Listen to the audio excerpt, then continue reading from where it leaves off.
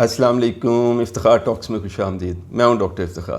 محترم ناظرین، ابھی چند ہفتے پہلے تک ہم نے آپ کی خدمت میں ایک سیریز پیش کی تھی 22 ویڈیوز پہ مشتمل، لیونگ ود ڈائبٹیز یعنی شوگر کے ساتھ زندگی، جس میں ہم نے 22 ویڈیوز میں آپ کی خدمت میں شوگر سے متعلق بہت ساری جو سوالوں کے جواب ایک ویڈیو کی شکل میں دیے تھے، تاکہ آپ کے پاس ایک لائبریری اکٹھی ہو جائے اور آپ کے دل میں شوگر، اس کے علاج، اس کی پیچیدگیوں کے متعلق جو بھی سوال آئے اس کا جواب ایک ویڈیو کی شکل میں موجود ہو۔ آج ہم آپ کے لیے ایک نئی سیریز شروع کر رہے ہیں، لیونگ ود ہائپر ٹینشن یعنی ہائی بلڈ پریشر کے ساتھ زندگی۔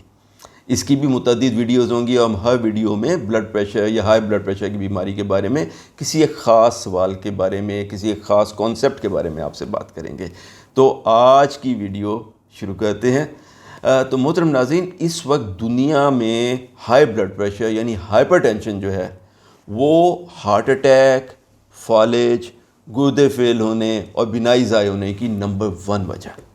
حالانکہ بلڈ پریشر کی تشخیص جو ہے وہ نہایت آسان ہے، کیونکہ اس کے لیے کسی لمبے چوڑے ٹیسٹ کی، X ray, C T scan, M R I, کسی بھی چیز کی ضرورت نہیں ہوتی، بس یہ بلڈ پریشر ناپنا ہوتا ہے، اور اس کا علاج بھی عام طور پہ نسبتاً آسان اور سستا ہے۔ اچھا، اس وقت دنیا کی کل آبادی تقریباً 8 ارب لوگوں پہ مشتمل ہے، اور ان 8 ارب لوگوں میں سے 5 ارب لوگ جو ہیں وہ ایڈلٹس ہیں، یعنی 18 سے 80 سال کی عمر کے درمیان۔ اچھا، اس 5 ارب ایڈلٹ پاپولیشن میں سے 1 ارب 30 کروڑ لوگ جو ہیں وہ ہائپر ٹینشن یعنی ہائی بلڈ پریشر میں اس وقت مبتلا ہے۔ لیکن اس 1 ارب 30 کروڑ جو ہائپر ٹینسیو یا ہائی بلڈ پریشر کے مریض اس وقت دنیا پہ چل رہے ہیں، ان کی کہانی بھی عجیب ہے۔ ان میں سے 60 کروڑ لوگ تو ایسے ہیں جن کو معلوم ہی نہیں ہے کہ ان کو بلڈ پریشر جو ہے نا اس کی بیماری ہے یا ان کا بلڈ پریشر زیادہ ہے، کیونکہ بلڈ پریشر کی کوئی خاص علامت ہوتی نہیں ہے، اس لیے ان کو پتہ ہی نہیں ہے کہ وہ ہائپر ٹینسیو ہیں۔ اچھا، 10 کروڑ لوگ ایسے ہیں جن میں گرچہ ہائی بلڈ پریشر کی تشخیص ہو چکی ہے، لیکن انہوں نے اس کو سیریس نہیں لیا اور اس کے لیے کسی بھی قسم کی دوائی جو ہے وہ استعمال نہیں کر رہے ہیں۔ اس طریقے سے 70 کروڑ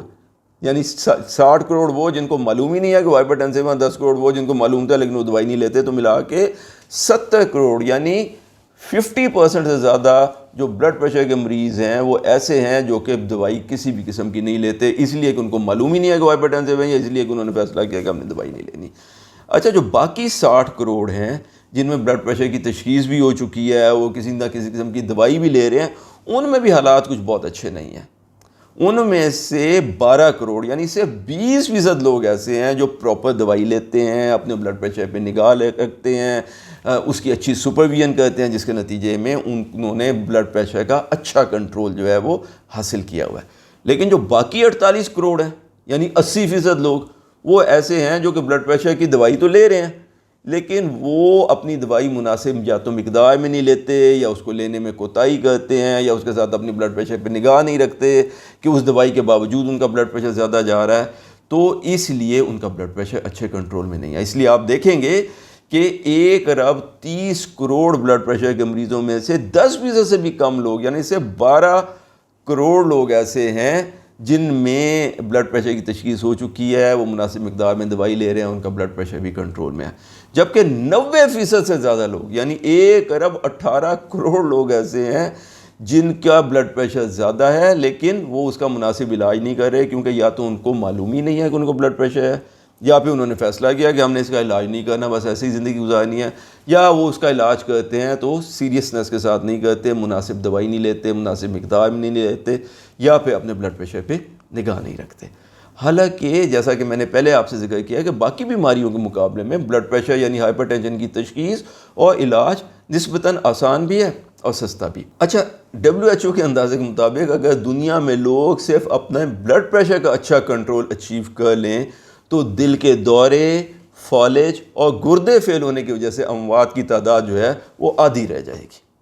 لیکن اس مقصد کے حصول میں سب سے بڑی رکاوٹ یہ ہے کہ اکثر بیماریوں کے برعکس ہائی بلڈ پریشر یعنی ہائپر ٹینشن کی عموماً کوئی مخصوص علامت ہوتی ہی نہیں ہے، اور بلڈ پریشر کے اکثر مریض خود کو بالکل بھلا چنگا محسوس کر رہے ہوتے ہیں، لیکن پھر ایک دن بلڈ پریشر اپنا قاتلانہ وار کر دیتا ہے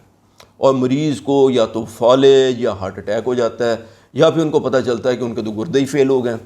یا پھر وہ اپنی بینائی سے ہاتھ دھو بیٹھتے ہیں۔ اسی لیے بلڈ پریشر کو سائلنٹ کلر یعنی خاموش قاتل کہا جاتا ہے۔ اس لیے محترم ناظرین، سوال یہ پیدا ہوتا ہے کہ ایک ایسی بیماری جو اپنے ہونے کا پتہ بھی نہیں دیتی اور پہلے ہی حملے میں عموماً تباہ کن نتائج لے کے سامنے آتی ہے، تو اس کی تشخیص کیسے ممکن ہو؟ تو محترم ناظرین، اسی لیے دنیا بھر کے ایکسپرٹ ڈاکٹرز اس بات پہ متفق ہیں